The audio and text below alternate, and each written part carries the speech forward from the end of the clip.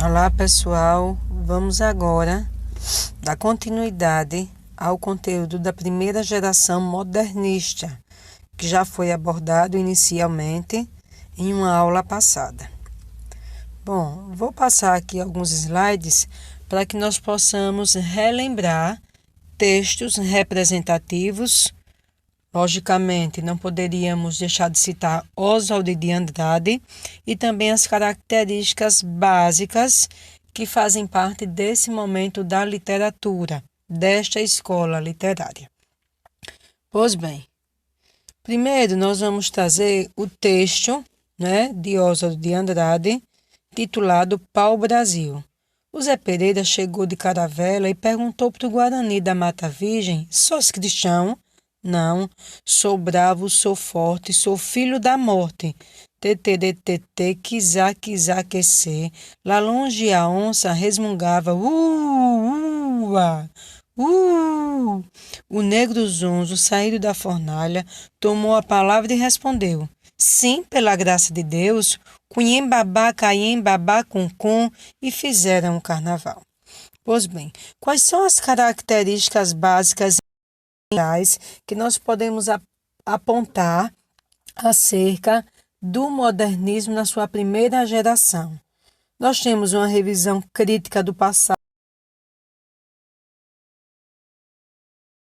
brancos, ou seja, não havia necessidade de trabalhar com a rima.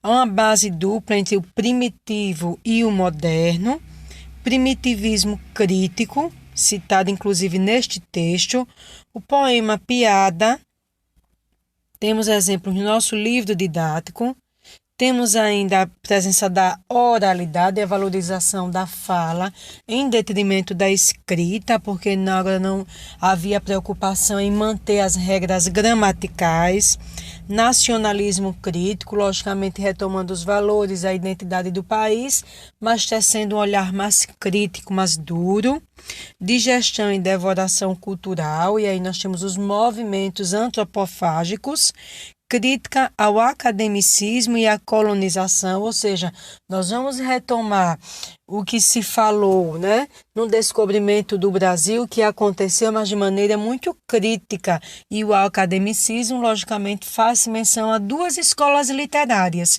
o romantismo e o parnasianismo, e o poema Pílula. Então, vamos lá continuar. Bom, vamos ver esta questão em que diz o seguinte: este texto apresenta uma versão humorística da formação do Brasil, junção de elementos diferentes. Considerando-se esse aspecto, é correto afirmar que a visão apresentada pelo texto é uma visão ambígua, pois tanto aponta o caráter desconjuntado na formação nacional quanto parece, vou voltar aqui um pouquinho, sugerir que esse processo, apesar de tudo, acaba bem, ou é uma visão inovadora, pois mostra que as três raças formadoras do nosso povo são os portugueses, negros e índios,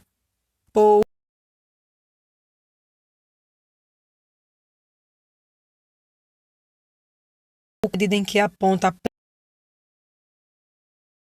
prática. Deixa eu puxar aqui um pouquinho para vocês verem o restante.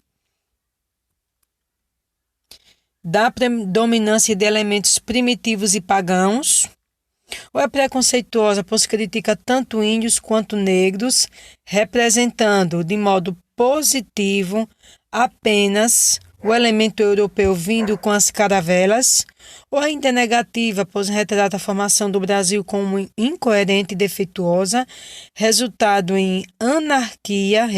aliás, e falta de seriedade. E aí, vocês marcariam qual questão, A primeira diz que é uma visão ambígua, a segunda diz que é inovadora, a terceira opção diz que é moralizante, a quarta preconceituosa e a quinta disse que há uma visão negativa. Bom, vamos ao gabarito.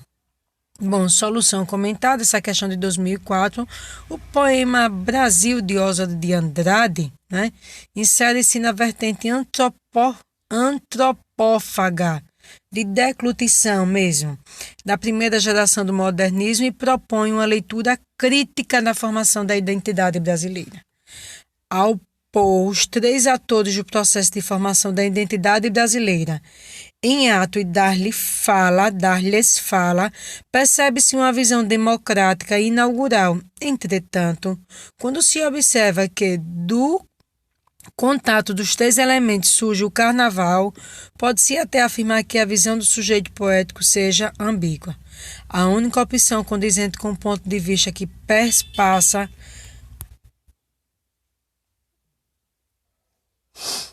Então, nós percebemos que a única opção que condiz com esta ambiguidade é a alternativa A, né?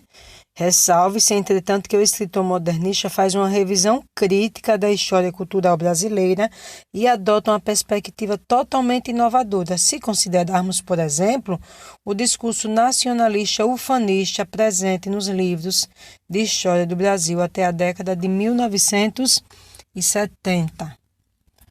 Pois bem, vamos à questão 2. Essa questão, né, também do Enem de 2004, fala sobre a polifonia. Veja só, quando se fala de poli, lembramos do prefixo que diz que há várias, alguma coisa que são várias, né? E fonia está ligado a som, né?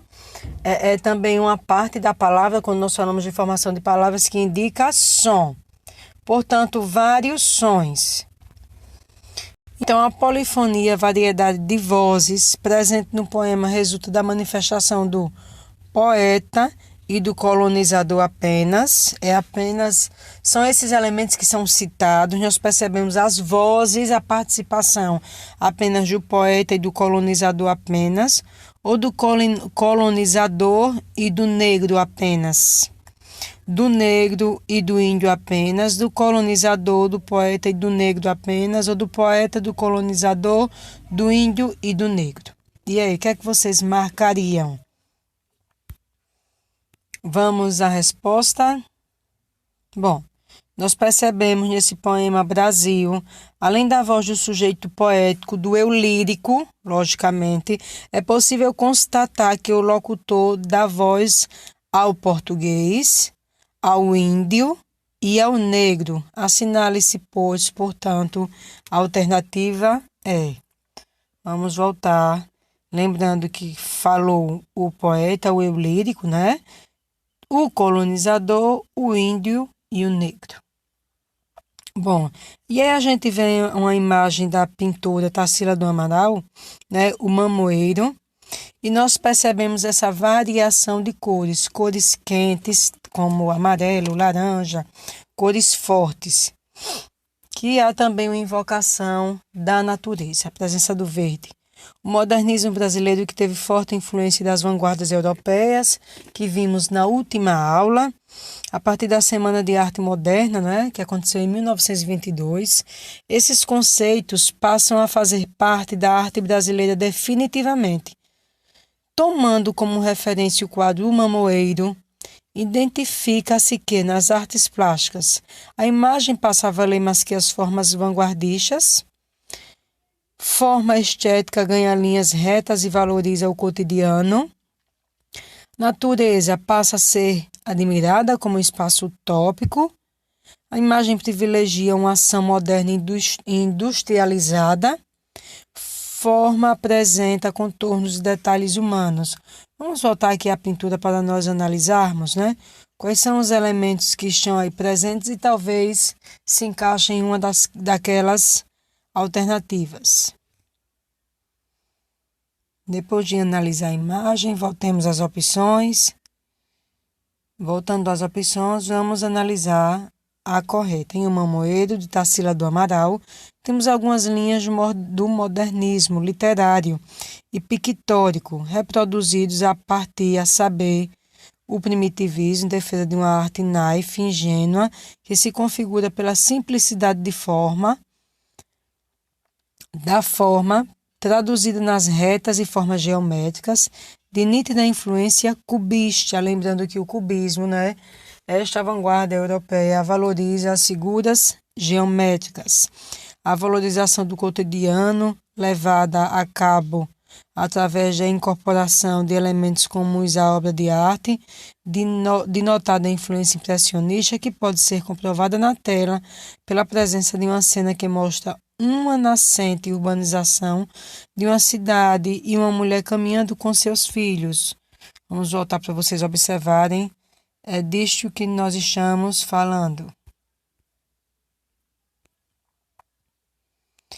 E a base dupla, a constatação de que no Brasil moderno, arcaico, natureza e cultura convivem harmonicamente, o que se percebe no quadro pela presença de elementos do mundo moderno, ponte de concreto e poste de iluminação, né?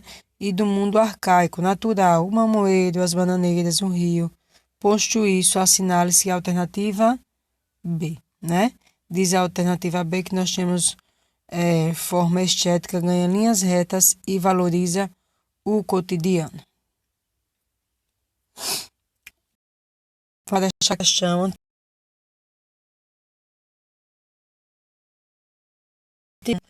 banco de dados, né? Quem sabe a questão, ou pelo menos a abordagem, seja parecida ou retomada. A discussão sobre gramática na classe está quente, né? Será que os brasileiros sabem gramática? A professora de português propõe para debate o seguinte texto. Não há nada mais gostoso do que o mim sujeito do verbo no infinito. Para mim brincar. As cariocas que não sabem gramática falam assim. Todos os brasileiros deviam de querer falar como as cariocas que não sabem gramática. As palavras mais feias da língua portuguesa são quiçá, alhures e miúde. Bom, esse texto do Manuel Bandeira, né? Para mim brincar, nós vamos perceber que, com orientação, né? E após este debate caloroso, né? Que nós vimos lá, aquela simulação do início, sobre esse texto do Manuel Bandeira, os alunos chegaram à seguinte conclusão. Uma das propostas mais ousadas do modernismo foi a busca da identidade do povo brasileiro, o registro no texto literário da diversidade das falas brasileiras, né? Apesar de os modernistas registrarem as falas regionais do Brasil, ainda foram preconceituosos em relação às cariocas. A tradição dos valores portugueses foi a pauta temática do movimento modernista. Manuel Bandeira e os modernistas brasileiros exaltaram em seus textos o primitivismo da nação brasileira. Manuel Bandeira considera a diversidade dos falares brasileiros uma agressão à língua portuguesa. Então, depois desse debate acerca do texto do Manuel Bandeira, a que conclusão os alunos chegaram? Vamos ver qual foi? Bom, e aí essa solução comentada é uma solução de 2011, a oralidade princípio através do qual se defende que se escreva no mesmo modo como se fala, e o coloquialismo, defesa da linguagem formal, coloquial, foram duas das principais características da primeira geração do modernismo, da qual Manuel Bandeira faz parte. No texto analisado, defende-se a poesia da língua coloquial, por isso, deve-se assinalar a alternativa A. Bom,